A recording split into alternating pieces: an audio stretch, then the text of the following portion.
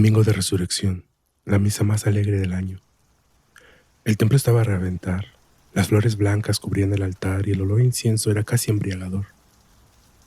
Justo en el momento del aleluya, cuando las campanas repicaban con fuerza y el coro cantaba a todo pulmón, levanté la vista hacia el gran Cristo de caña que preside el altar mayor, un Cristo antiguo, de esos que tienen la expresión de dolor grabada en la madera desde hace siglos. De pronto, por encima del estruendo de las campanas, escuché un sonido seco, como si una rama vieja se partiera a la mitad. Ante mis ojos, la cabeza de Cristo, que siempre ha estado inclinada hacia el hombro derecho, empezó a girar. No fue un movimiento sutil, fue un giro lento, pesado, hasta que la barbilla quedó perfectamente alineada en el centro del pecho. Esas cuencas que siempre habían sido de vidrio opaco, ahora brillaban. Eran ojos húmedos, vivos, que me miraron directamente con una furia que no tenía nada que ver con la paz de la Pascua. Duró un segundo, un parpadeo. Cuando la gente se puso de pie para la siguiente oración, la cabeza estaba de nuevo en su lugar, rígida y muerta. Bienvenidos a un episodio más de Sendero Susurrante. Hoy caminamos sobre un terreno especialmente peligroso. Para entender el episodio 39, hay que entender qué es la Semana Santa. No es solo una fecha de vacaciones o de ritos, es un momento de vacío espiritual. Los antiguos dicen que, desde que Cristo muere en la cruz el viernes hasta que resucita el domingo, el mundo se queda huérfano. La protección divina se retira y el velo entre nuestro mundo y el otro se vuelve transparente. Es el tiempo en que las sombras, las brujas y los ecos de los muertos salen a reclamar lo que es suyo, porque saben bien que nadie los está vigilando. Hoy les traigo 3 historias que exploran este silencio sagrado. Empezaremos en la Sierra de Puebla con un encuentro con las dueñas de la noche. Seguiremos por las calles de Taxco con un penitente que no pertenece a este mundo. Y cerraremos con La Joya, en un templo en Chihuahua, donde la misa no es para los vivos. He ordenado estos relatos de menor a mayor intensidad, pero les advierto que el final de este episodio no es para estómagos sensibles. Antes de arrancar, ya saben cómo funciona esto, caminantes. Hagamos el trato. Si en algún momento de estas historias les hace sentir que el aire de su cuarto se enfría, o si instintivamente revisan que la puerta esté cerrada, en ese preciso instante denle like al video. Es la única forma de saber que me están acompañando en la oscuridad. Respiren hondo. El mundo está solo. Y nosotros vamos a ver qué hay en las sombras. Ahora sí, ponte tus audífonos, apaga la luz y escucha lo que camina con nosotros. Yo soy Rax y esto es Sendero Susurrante Podcast. Mi familia tiene una cabaña cerca de las barrancas en Zacatlán. En la Semana Santa del 2022 fuimos a pasar los días santos allá. Mi abuela, que nació y creció en esa zona, nos advirtió desde que llegamos: de jueves al sábado no quiero a nadie fuera después de las 6. El mundo está solo y las señoras andan sueltas. Nosotros, criados en ciudad, nos reímos. Pero el Viernes Santo el ambiente se puso raro. No había pájaros cantando, ni perros ladrando. Era un silencio total, pesado, como si el bosque estuviera aguantando la respiración. Mientras el resto del pueblo bajaba la procesión, nosotros nos quedamos en la cabaña. El olor a pino fue reemplazado de golpe por un aroma a azufre y a plumas quemadas. Un olor que se te pegaba en la garganta. Dieron las 8 de la noche. Estábamos en la terraza cuando mi hermano señaló hacia el cerro de enfrente. Esto no fue una fantasía, lo vimos 4 personas. En la cresta del monte aparecieron 3 luces. Eran bolas de fuego de un color naranja intenso que saltaban de un árbol a otro, con una velocidad que desafía la física. No hacían ruido al saltar, pero el aire vibraba. Era un zumbido eléctrico, como si estuvieras debajo de cables de alta tensión. Las luces bajaron a la barranca y empezaron a subir a nuestra propiedad. Mi abuela nos metió a todos a la casa, cerró las cortinas y empezó a regar sal gruesa en los marcos de las ventanas, mientras rezaba en voz baja. Pero no eran rezos a santos, eran palabras en náhuatl, antiguas, que sonaban a advertencia. Nos quedamos en la sala, a oscuras. De repente, el techo de madera crujió. Fue un impacto pesado, como si hubieran soltado un bulto de 70 kilos desde el aire. Escuchamos garras, uñas largas rascando las tejas. No escuchamos un grito de película, escuchamos una conversación. Eran voces de mujeres, voces roncas, cansadas, que susurraban justo arriba de nosotros. Mi hermano, el más valiente, se acercó a la chimenea para escuchar por el tiro. Dice que se escuchó una risa seca y una de las voces dijo: Este año la sal está amarga, hermana. En ese momento, algo golpeó la ventana de la cocina con una fuerza bruta. No se rompió el vidrio, pero se quedó marcada una mancha de grasa oscura, una sustancia pegajosa que olía a rancio. Pasamos la noche en vela, al amanecer del sábado de gloria. Cuando la protección regresa, salimos a revisar. En el techo encontramos algo que no tiene explicación lógica: círculos de ceniza perfectamente redondos y mechones de cabello canoso enredado en las puntas de las ramas de los pinos. Bajamos al mercado del pueblo para comprar pan. Ahí vimos a doña Engracia, una mujer muy vieja que vive sola en un jacal cerca de nuestra cabaña. Siempre fue una mujer reservada, pero esa mañana caminaba con dificultad, como si le dolieran las piernas. Al pasar junto a mi hermano se detuvo, le sonrió con una boca sin dientes y le dijo: Ten cuidado con lo que escuchas por la chimenea, muchacho. Mi hermano no le había contado a nadie lo que escuchó. Lo que vimos en el cerro no fueron efectos especiales, y el hecho de que encontráramos la ceniza y el cabello demuestra que algo físico estuvo ahí. Hoy, cada vez que llega Semana Santa, mi familia ya no va a la cabaña. Preferimos quedarnos en la ciudad. Mi familia lleva generaciones viviendo en el barrio de Guadalupe, en lo más alto de Taxco. Mi hermano mayor, Luis, siempre fue el encargado de organizar la logística de los encruzados. Él sabía exactamente cuántos hombres salían, quiénes eran y qué manda estaban pagando. El Jueves Santo del 2023, Luis estaba haciendo el conteo final antes de que la procesión bajara hacia Santa Prisca. Había 12 hombres en su grupo.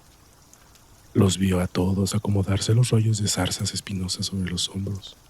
Vio cómo les amarraban los tobillos con las cadenas pesadas. Pero cuando la procesión empezó a avanzar por los callejones estrechos, Luis notó algo. Había 13 sombras proyectadas en la pared. Luis pensó que alguien se había colado de otro grupo, así que empezó a caminar al lado de la fila. El sonido era ensordecedor, el golpe seco de los pies descalzos y el arrastrar del metal contra la piedra. Pero entonces, al pasar por el callejón del estribo, donde el eco se vuelve más nítido, Luis escuchó un desfase. Había un arrastre de cadenas que no iba al ritmo de los demás.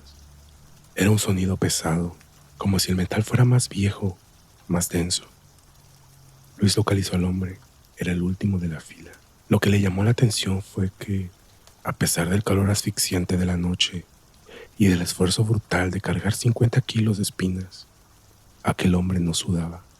El ixtle negro de su capirote estaba seco, rígido, y mientras los otros penitentes jadeaban de dolor, de este sujeto no salía ni un solo ruido de respiración.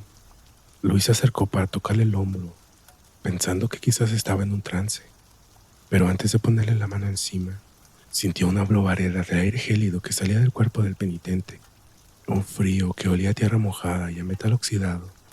La procesión llegó a una de las estaciones donde todos deben detenerse. En ese momento de silencio absoluto, Luis vio cómo el penitente número 13 se separaba del grupo. No se fue hacia la luz de la plaza, sino que se metió en un callejón que termina en una pared, un callejón sin salida. Luis lo siguió, preocupado de que aquel hombre se fuera a desmayar solo. Lo vio entrar en la penumbra. El sonido de las cadenas seguía retumbando en las paredes estrechas.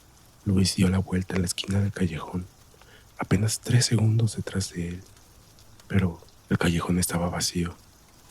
No había puertas laterales, no había ventanas bajas, y las paredes tenían 3 metros de alto.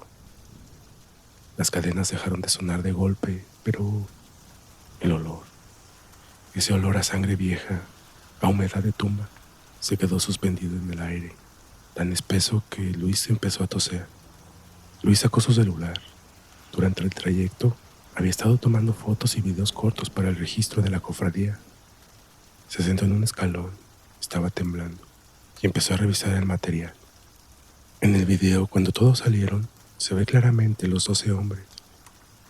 Pero en el video grabado en el callejón del estribo, la cámara captó algo. Al final de la fila se ve una silueta negra, perfectamente formada, cargando las espinas, pero los pies no tocan el suelo. Hay un espacio de unos 5 centímetros entre el empedrado y los eslabones de la cadena. La cadena cuelga en el aire, moviéndose rítmicamente, pero no hay contacto físico con la piedra. Y lo más aterrador es que en el audio del video, mientras los penitentes rezan el Padre Nuestro, se escucha una voz superpuesta, una voz ronca, repitiendo una y otra vez: Todavía no, todavía me falta. Luis regresó a casa esa noche con una fiebre que le duró 3 días. No era una enfermedad normal. Los doctores decían que su temperatura corporal era peligrosamente baja, como si hubieran sufrido una hipotermia severa.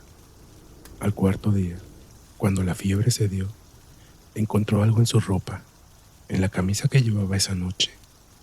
Justo a la altura del hombro, había una mancha de óxido, con la forma de un eslabón de cadena.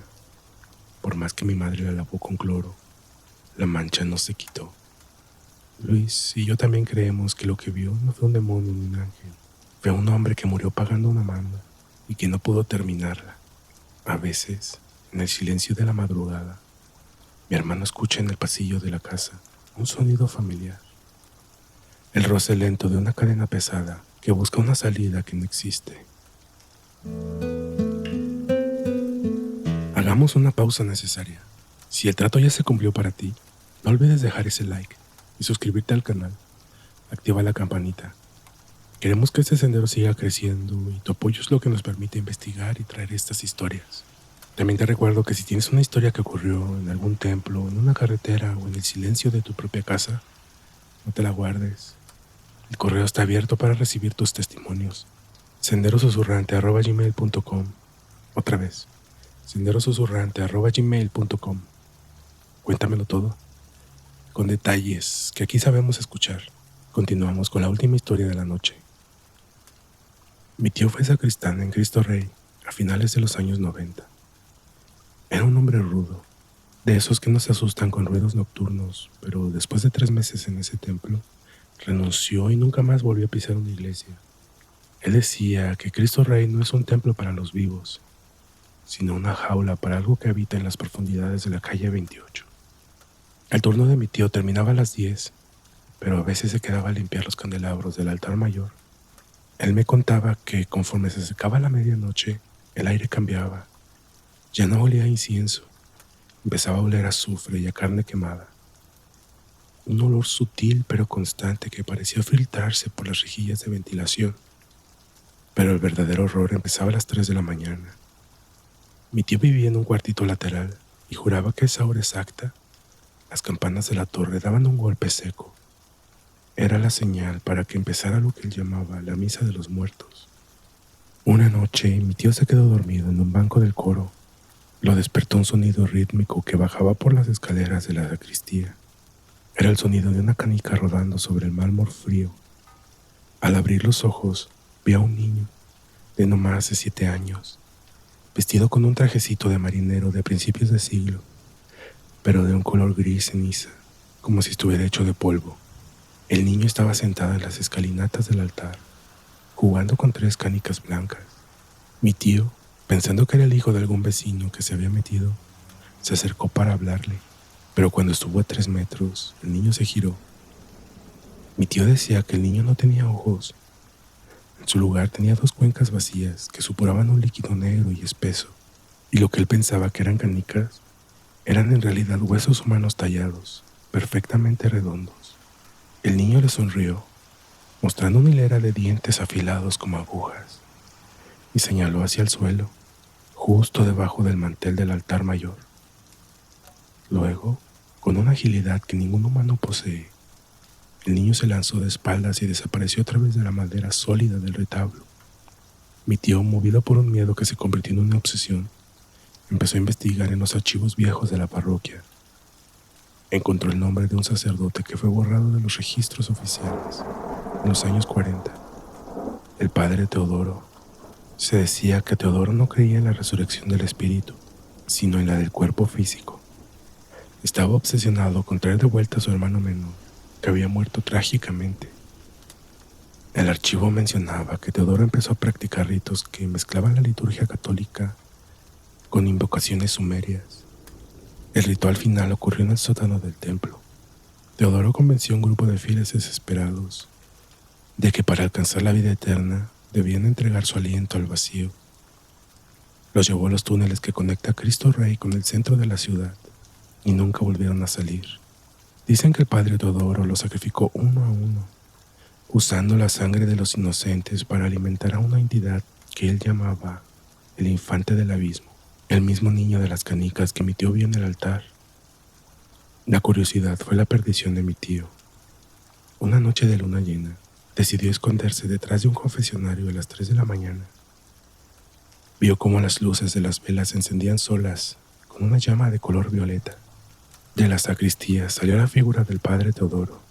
No caminaba, levitaba a unos centímetros del suelo. Su hábito estaba hecho de jirones y su rostro era una máscara de piel seca, pegada al cráneo. Empezó a oficiar la misa en un latín distorsionado, una lengua que parecía herir los oídos de quien escuchaba. De repente los bancos de la iglesia empezaron a llenarse, no de personas, sino de sombras con volumen, masas de oscuridad que emitían un gemido constante.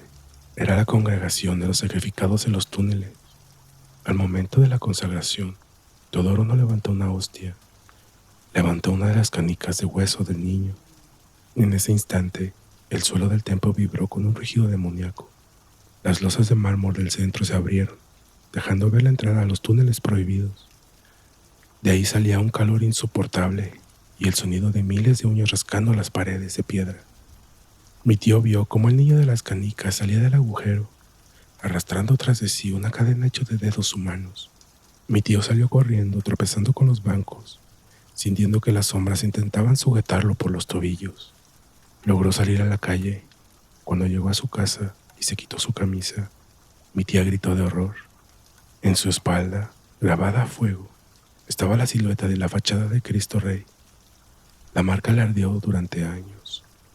Él murió jurando que los túneles de Cristo Rey no llevan a la catedral, sino que son los intestinos de algo inmenso que vive debajo de Chihuahua, alimentándose de las oraciones de los que no saben a quién le están rezando en realidad. Nadie nunca le creyó la historia. La marca que tenía en la espalda parecía más una quemadura hecha con carbón. Sin embargo, inventar algo con tanto detalle es muy difícil. Gracias por contar mi historia. Después de lo que acabamos de escuchar en Chihuahua, queda claro que las paredes de los templos no solo están ahí para protegernos. A veces están ahí para contener lo que nosotros mismos hemos invocado. Gracias por acompañarme en este episodio 39. Espero que estas historias los acompañen en sus propios momentos de silencio. Recuerda que la fe y el miedo son dos caras de la misma moneda, y que a veces lo que más nos aterra es lo que más cerca tenemos. Yo soy Rax, y esto fue Sendero Susurrante. Y recuerda, las historias de terror nunca se escuchan a solas, aunque seas el único en la habitación. Buenas noches, caminantes.